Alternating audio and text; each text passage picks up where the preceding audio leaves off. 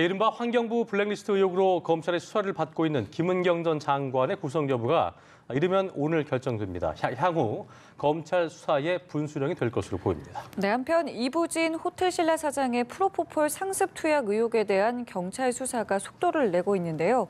오늘 관련 내용을 백성문 변호사와 함께 짚어보도록 하겠습니다. 어서 오십시오. 안녕하세요. 네, 안녕하세요.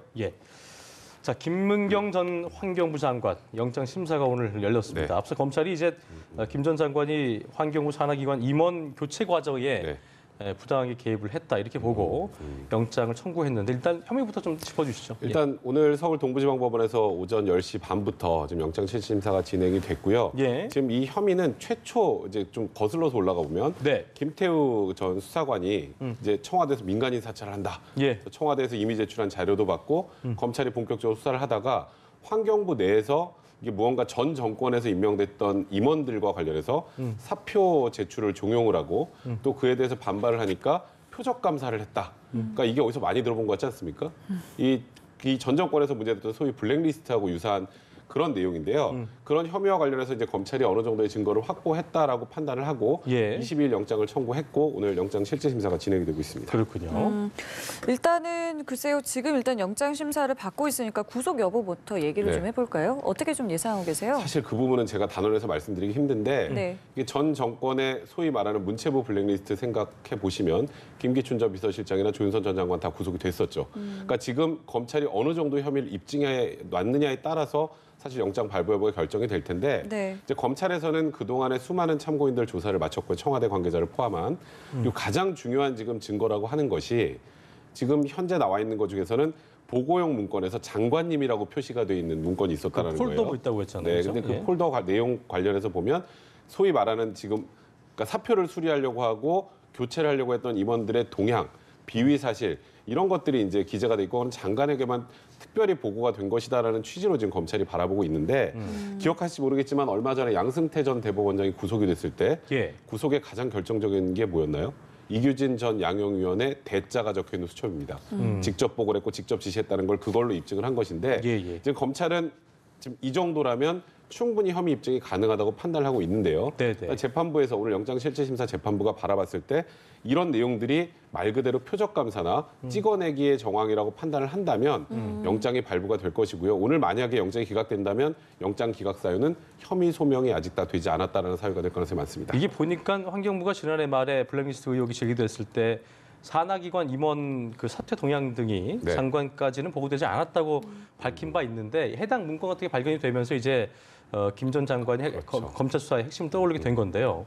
보통 이제 그 구속영장의 그 발부 이유 중에 하나가 증거인멸이나 도주 우려이기 때문에 아마도 2월만 해도 기억이 없다고 그랬다가 이제 그렇게 진술한 바가 있기 때문에 오늘 같은 구속영장 심사에서 증거인멸의 우려가 있다고 보고 구속영장 청구 가능성도 있다 이런 예상이 나오더라고요. 그러니까 일단 혐의가 입증이 만약에 어느 정도 영장을 발부할 정도로 입증이 됐다면 거기에 도주 우려와 구속영장 그 발부의 이제 가장 중요한 이유는 그 증거인멸의 우려잖아요. 그 부분은 당연히 인정될 가능성이 많아요. 지금 상황에서는. 그래서 제가 아까 말씀드렸던 것처럼 이번 김은경 장관의 영장실질심사의 핵심 키워드는 결국 혐의 입증인데 근데 김은경 전 장관 측에서도 어느 정도 보고가 받았다는 부분에 대해서 이제 시인을 하고 있습니다. 왜냐하면 뭐 이런 자료가 있는데 아예 부인할 수는 없는 상황이죠.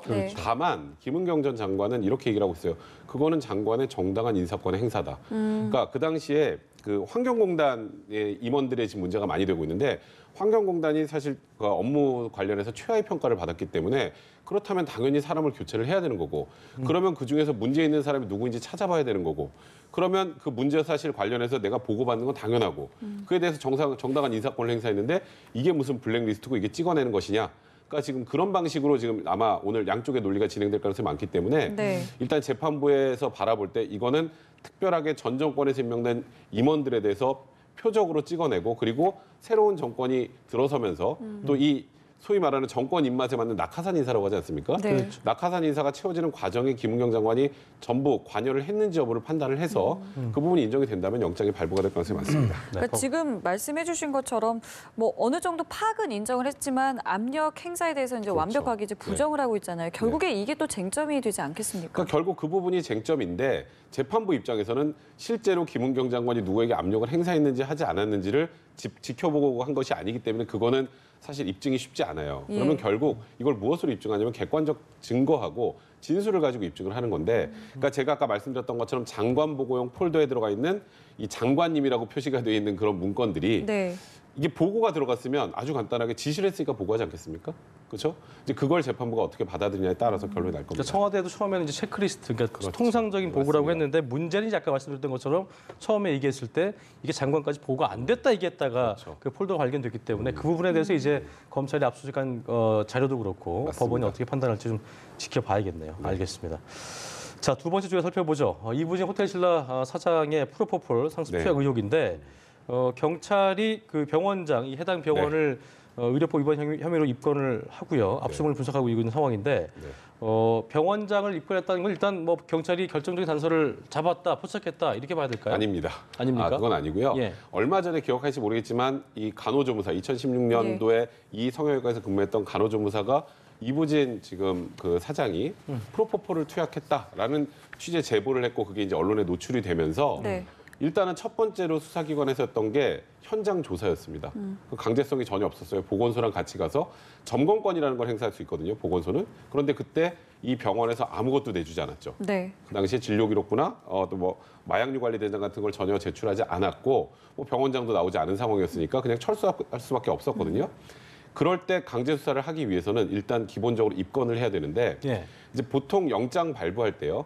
가장 범죄 혐의에 대한 소명 정도가 낮은 수준의 소명만 있어도 발부를 해주는 것이 압수수색 영장입니다. 왜냐하면 압수수색 영장이 없으면 증거를 확보할 수가 없어요. 그러니까 기본적인 혐의는 지금 이 간호조무사의 진술을 듣고 입건을 하지 않으면 조사 자체가 불가능하기 때문에 수사를 할 수 없는 거죠. 그렇죠. 수사의 편의를 위해서 입건을 했다라고 보시면 될 것 같고 일단은 지금 나와 있는 뭐 병원 진료기록부나 마약류 관리 대장 등 또 기타 뭐 전산 자료 같은 건 디지털 포렌식 작업을 거쳐서 내용을 어느 정도 확인을 해야 될 텐데 하나 좀 현재까지 선을 그어야 된 건 지금 이게 이부진 그 사장이 프로포폴을 투약했다라는 혐의가 뭐 어느 정도 입증이 됐다 이렇게 오해하시는 분들도 있더라고요. 근데 그 부분과는 지금은 완전히 별개 상황입니다. 그러니까 결국에는 지금 제보자의 말을 듣고 이 모든 일들이 지금 이뤄지고 있는데 제보자 같은 경우는 좀 상당히 좀 구체적인 사례를 제시했다고 하고 이부진 사장 측에서는 이제 투약한 사실이 없다, 그러니까 상습적으로 투약한 사실이 없다라고 얘기하는데 이거는 어떻게 좀 이야기를 정리를 해야 되는 건가요? 사실 현실적으로 입증이 굉장히 어려운 건 사실이에요. 왜냐하면 이 간호조무사의 진술만 들어보면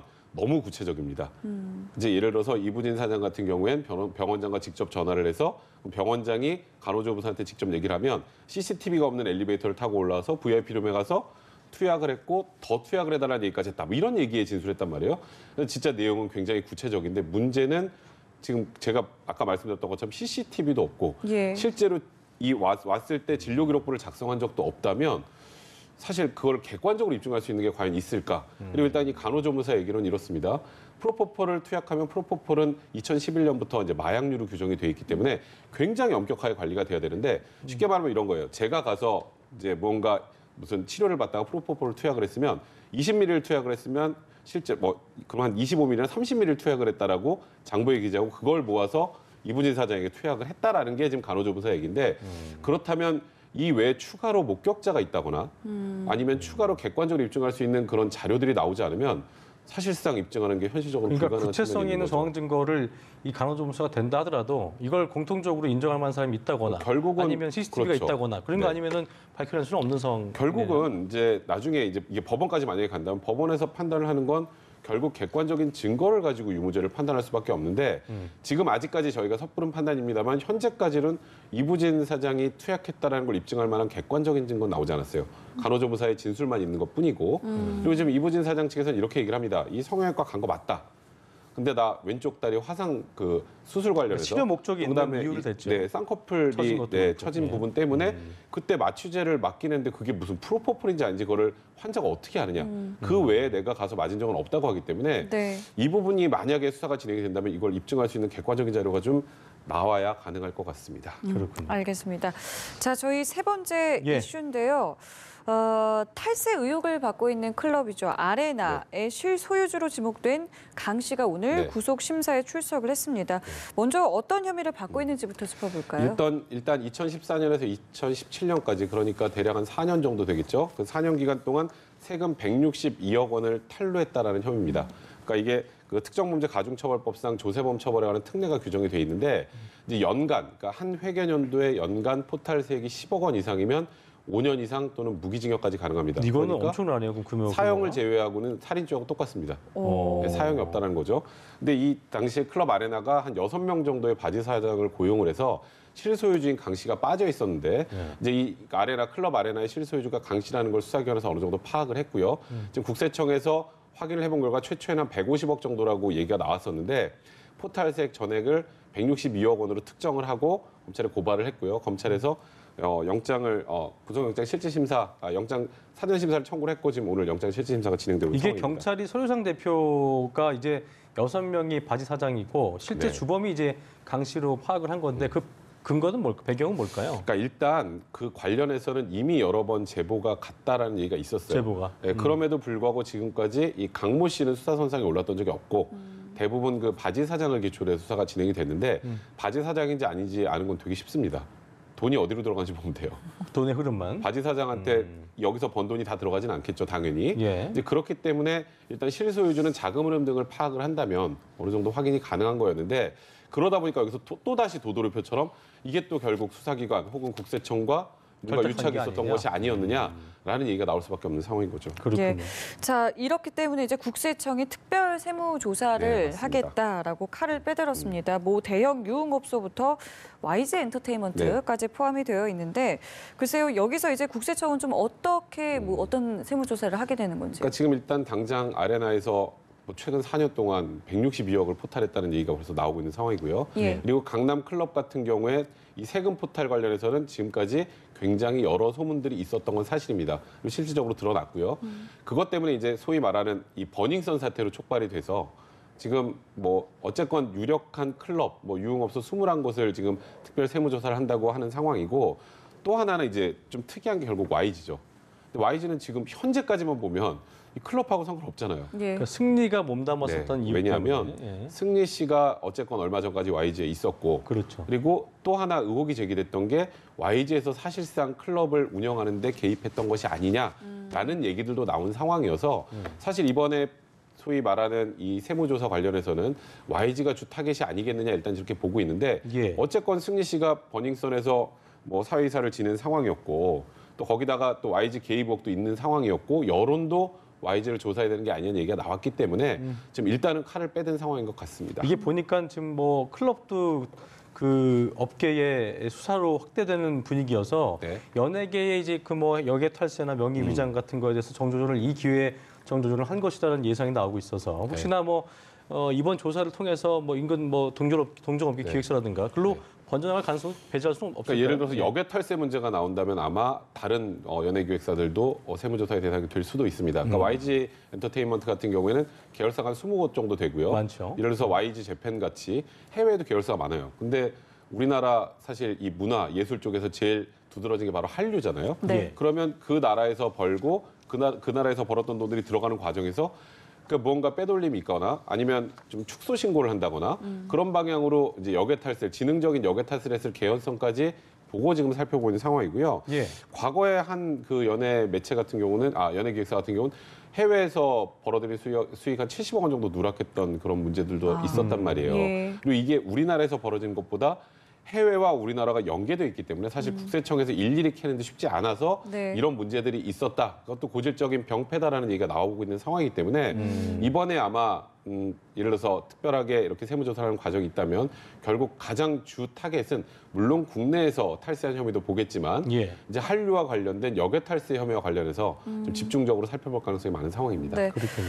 이게 참 신뢰와 관련된 문제일 것 같은데 이렇게 네. 뭐 특별 세무조사 한다라고 해도 일각에서는 이것도 한다고 해놓고 별거 없이 끝나는 거 아니냐라는 시각도 있습니다. 잘 돼야 될 텐데 좀 어떻게 보세요? 사실 이 부분과 관련해서는 국가기관도 책임을 통감할 필요가 분명히 있어요. 이번에 사실 버닝썬 사태가 딱 터지고 제일 먼저 나왔던 게 경찰과 유착의혹이었고 예. 맞아요. 그다음에 이렇게까지 탈세를 하는데 몰라? 또 국세청하고 관련 있는 거 아니야 얘기가 나왔고 그다음에 이러다 보니까 결국 기소권 있는 검찰도 그럼 기소를 안 한 거 아니야? 그러니까 지금 국가기관에 대한 불신이 굉장히 크기 때문에 맞습니다. 이번 사안에서도 정말 여론 때문에 떠밀려서 하는 그냥 눈 가리고 앙시계의 특별 세무조사가 아니라 정말 뭐 불법적인 문제, 고질적인 병폐가 있다면 뿌리를 뽑아야 되기 때문에 정말 좀 의지를 가지고 이번에는 수사도 그렇고 이 세무조사도 좀 진행이 돼야 되지 않을까. 그래서 맞아요. 사실 국가기관이 국민들의 신뢰를 좀 빨리 회복할 필요가 있다는 생각이 듭니다. 맞는 얘기 같습니다. 지금까지 주요 사건 이슈 백성문 변호사와 자세히 짚어봤습니다. 오늘 말씀 고맙습니다.